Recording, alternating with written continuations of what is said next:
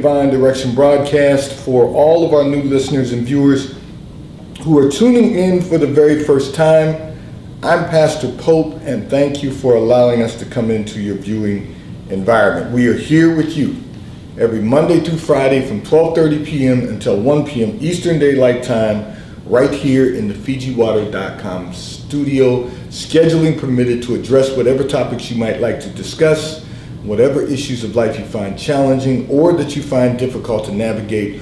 We are here because God is concerned about that which concerns you. So we are here for you, that you have a place to go and hear from God right here on 3D, the Daily Divine Direction broadcast. And as always, the Daily Divine Direction broadcast 3D is brought to you by Fiji Water, Earth's finest water. You may already know that Fiji water comes from Fiji. However, did you know that it is created by nature? It is untouched by man.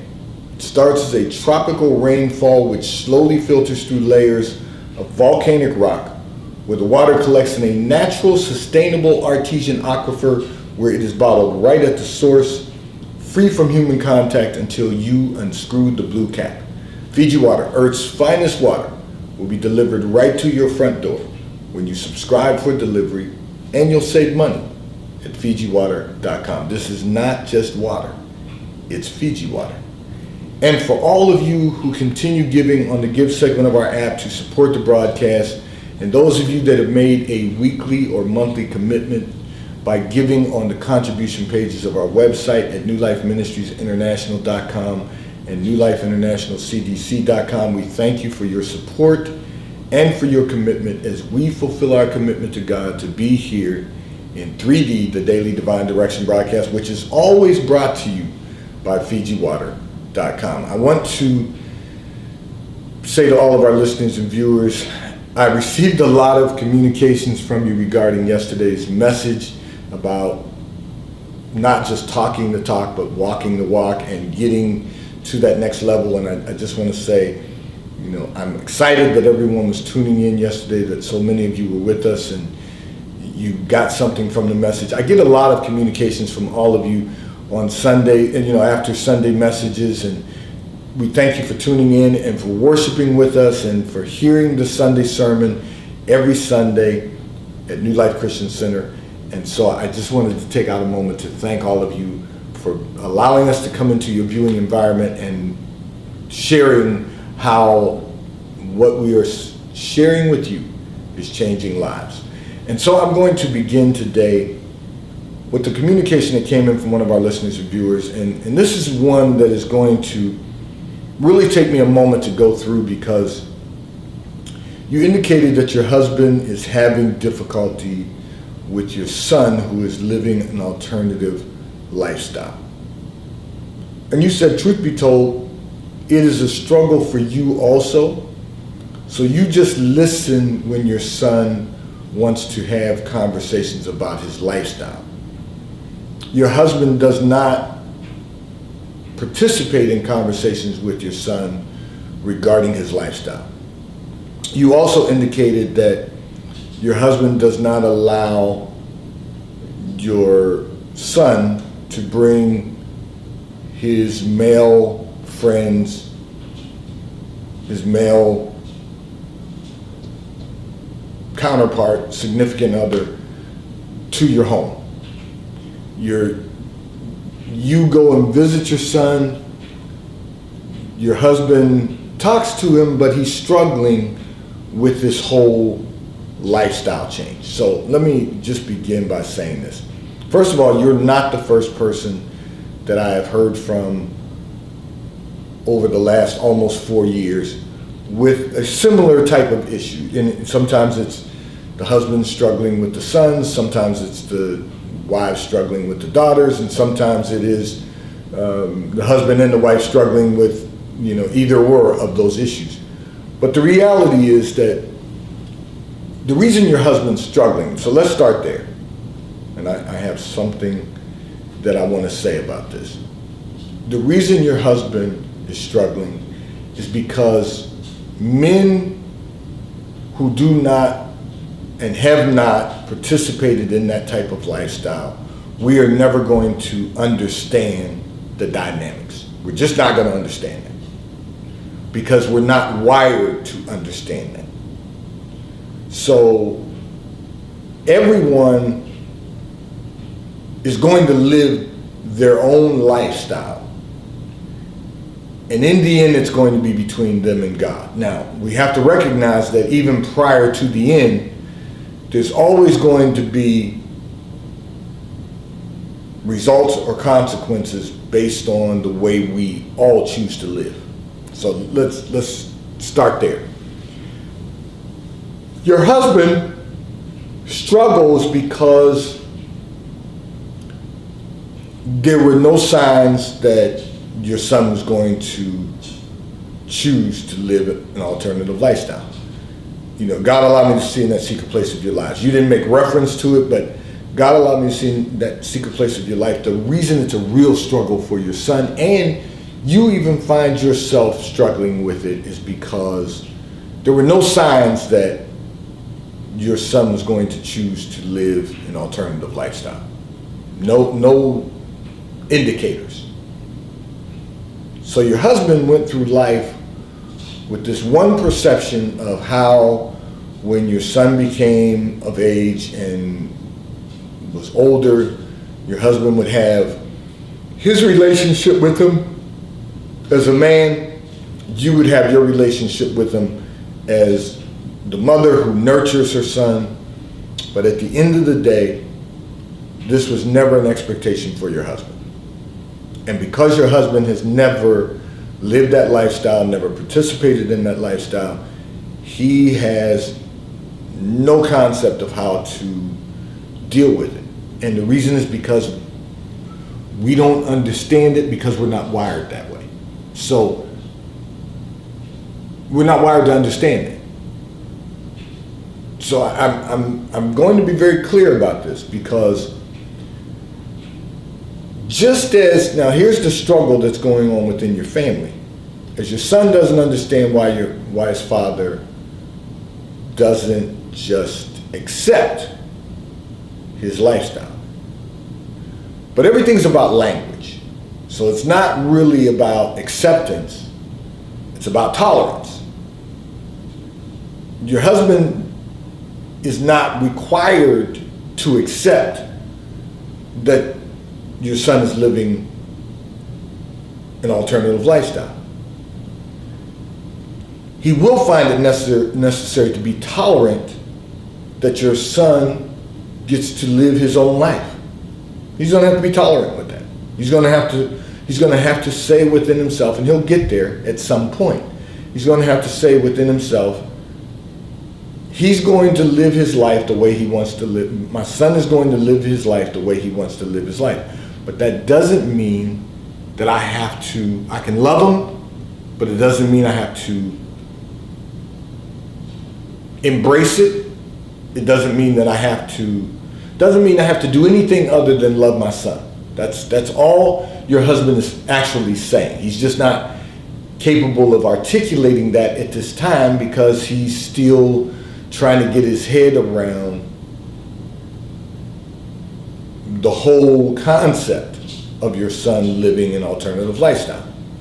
So that's where he is right now. And you all have to be tolerant that that's his state of mind.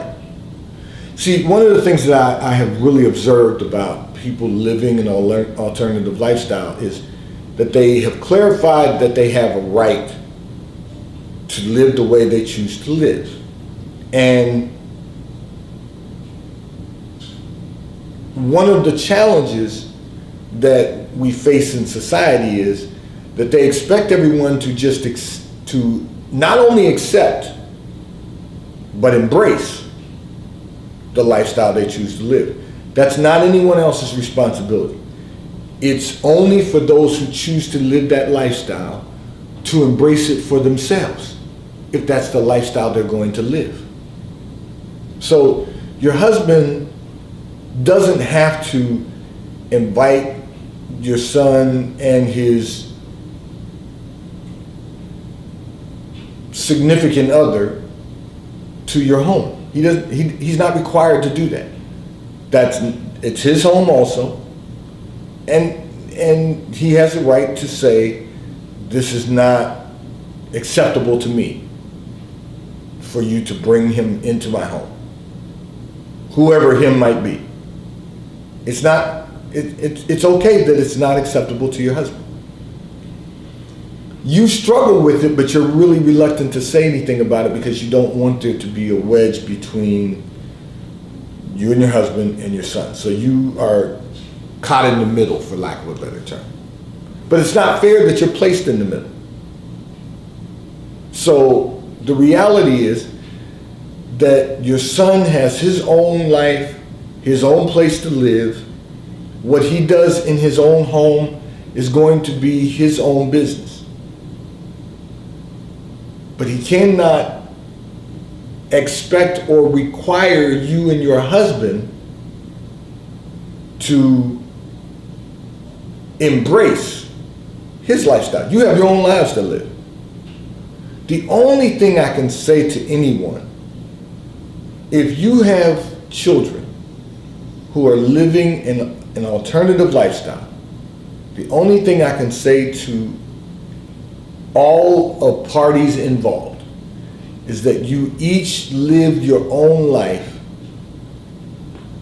and don't expect or require anything of the other one. And for us who are parents, and in your family's current issue that you're dealing with, just love your son. Tell him you love him. Let him know that you love him. And that has to be good enough. Because everyone is going to live their life the way they choose to live. That's just the bottom line.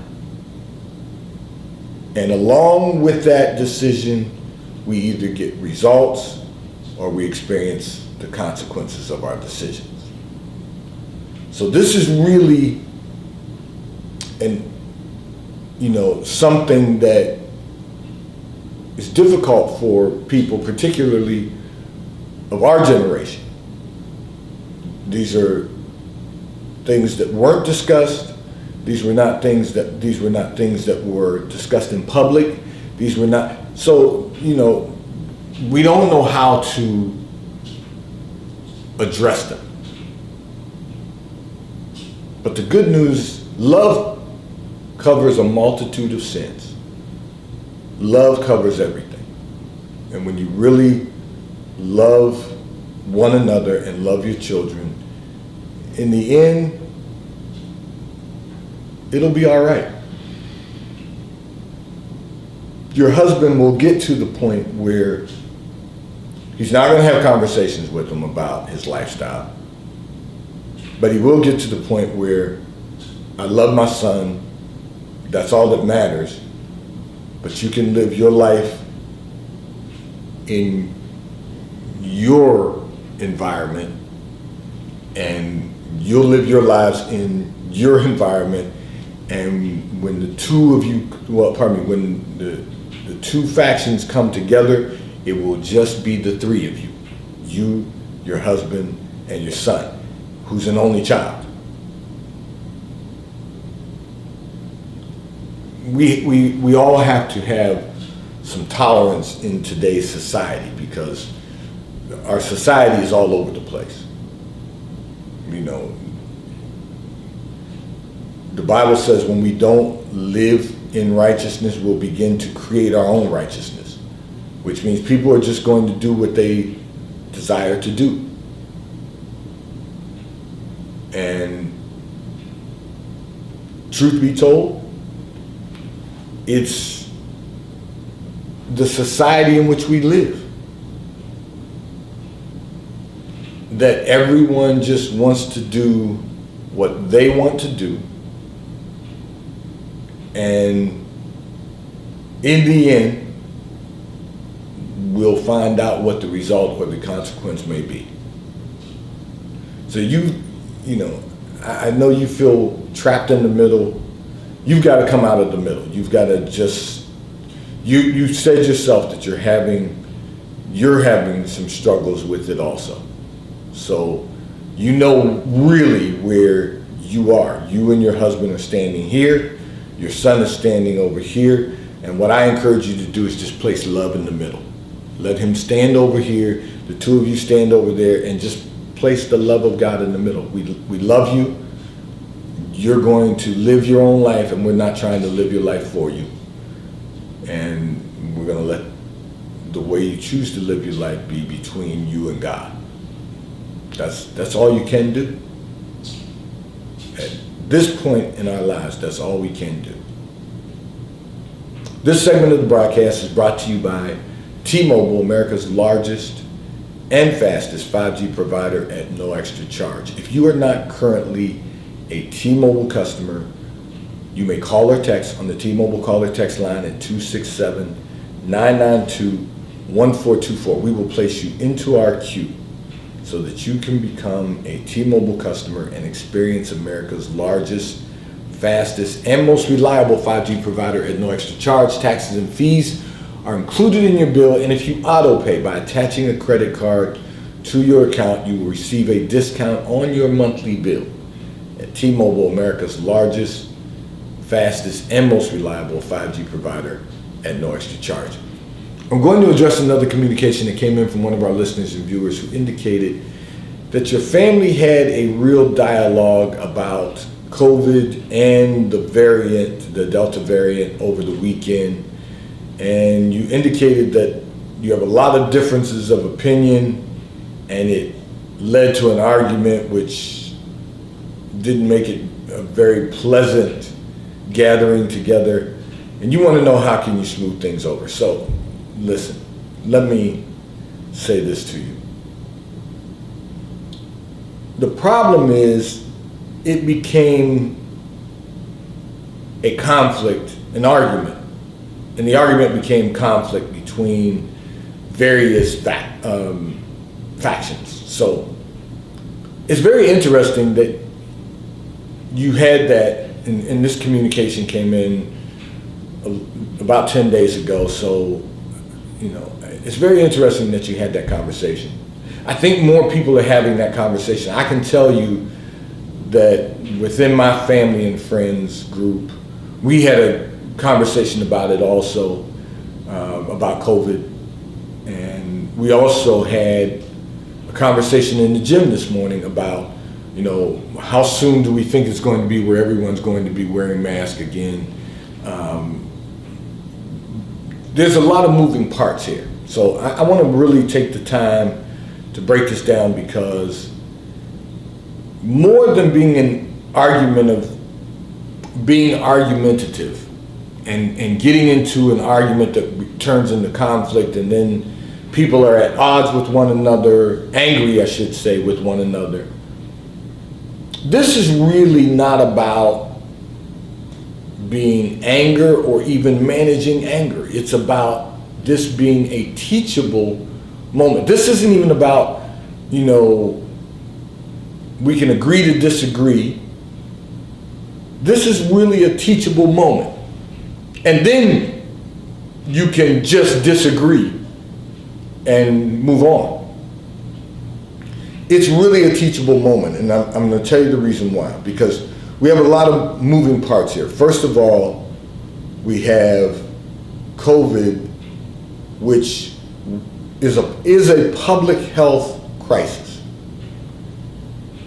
which created a pandemic.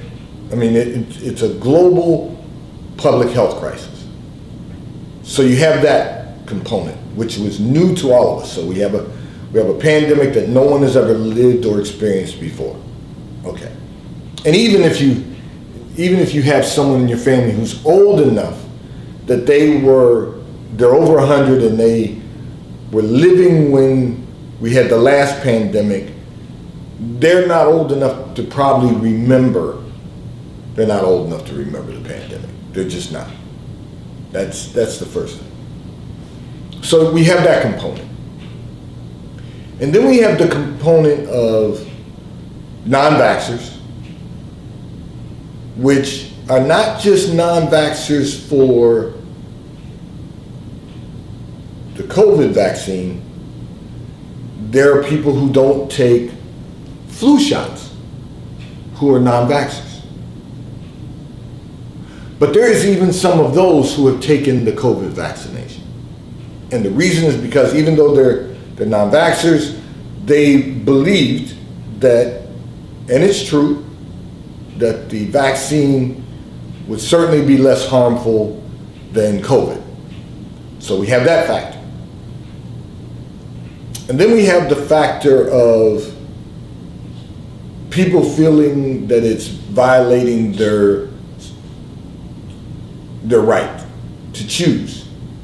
Do I want to wear a mask or do I not want to wear a mask? And then I'm just going to keep it real. We have a whole nother segment who the only reason they don't want to wear masks is because they want their face to be seen. They're more interested in being seen by the public and being able to post on social media. So they don't want to cover their faces because they want to be seen. All eyes on me. So, I know people see me doing the Sunday sermon. I preach without my mask on. I'm socially distanced from the congregation, but I wear my mask until the time I go up to preach and teach. I still wear a mask when I go to the gym, and I'm fully vaccinated. But the reason is because I am aware that there are people who are not vaccinated. I'm aware that there are people who refuse to be vaccinated. So, now we have the Delta variant. So now we've got another component. And the variant says that, not the variant, but the CDC says the variant, which that's why I said the variant says to us this. If you're vaccinated, you're less susceptible to getting a breakthrough of the variant. It doesn't mean that there's no possibility. It just means that the statistic of probability is much lower for you to have a breakthrough of the variant if you're vaccinated. So now we've got another component, which is going to cause us to go into another state of mind. But now and then we have another component, which is free enterprise, capitalism, trying to get the economy restored. So now certain places, if you're going to dine in a restaurant, or if you're going to be indoors, you have to have proof of vaccination card. A lot of moving parts. However, if you trust your primary care doctor, and you've gone for your annual physical, and your primary care doctor says to you, it would be in your best interest, and you also should take into consideration the best interest of our fellow man, humanity. You should be vaccinated. Pardon me. Even if you're non-vaccinated. And you should wear a mask, even if you don't particularly want your face covered, no matter how old you are. Pardon me. My allergies. So we have to say, do I trust someone who's been my primary care physician for a decade or over a decade or whatever the case may be? Do I trust him to give me the right guidance? Have I done enough research to know that this thing is important? Have I done all of the necessary things to keep myself and my family safe and well, and my fellow man safe and well? Now, some people will say, well, I don't care if anyone else is, gets sick, then that's their problem. Well, that's not a good thought process to live and thrive in our society. We should be concerned about the things of others also. But it's a teachable moment in the sense of just saying, but you've got to be able to articulate and communicate this effectively and efficiently without an argument, but by your research, the information that's available based on the research that you've read or studied that says, this is what's in best interest for my family, myself, my family, and my fellow man. Am I willing to do even what I might not normally do, even if you don't take the flu shot? Because I know it's a public health crisis. So I think about as I talk about this, I think about the men and women who serve in the armed forces. If there's not a draft where the government volunteers you to serve because we're in wartime, it's a choice whether or not someone enlists in the military. And their choice to enlist means that I'm willing to serve my fellow man, and we thank you all for your service. I'm willing to serve my fellow man. If a war were to break out, I'm willing to fight that war. Well, unfortunately, this public health crisis, this COVID itself, is a war of the enemy. It's the enemy's attack on not just our own nation, but globally. To get people at odds against one another, and the reason, because a house divided cannot stand, every kingdom or city divided against itself is brought to desolation. So what we have right now is spiritual warfare going on. See, people we're only looking at it from the personal side or the medical side, but I'm going to encourage you to do both. Because the personal and the medical side will equal the spiritual. Then you got to look through spiritual eyes. And you've got to say, okay, this is an attack of the enemy to divide. It divided your family over that weekend. Because you had an argument and got into a conflict, and now here you are almost 2 weeks later, and you're trying to find a method to smooth things over, to resolve this. This is spiritual warfare. The enemy is attacking our nation and other nations right now. It's the devil at work. And the reason is because it's now divided us all. You got to pick a side. The truth is you really can't just pick a side because there's so many moving parts about it. We have to all be on one side. We have to be all committed to bringing this issue, this whole pandemic, the whole public health crisis to a successful resolution. Which means we have to unite together for one cause, and that one cause is for what's good for our nation and what's good for other nations, because this is impacting everyone. So I just want to encourage you. You say, how do you smooth things over? When you have conversations about this, don't make it an argument.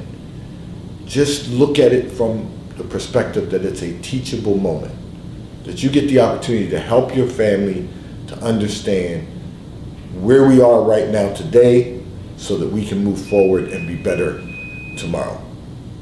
Today's Daily Divine Direction broadcast 3D is brought to you by Fiji Water, a taste of paradise will be delivered right to your front door when you subscribe for delivery, and you'll save money at FijiWater.com.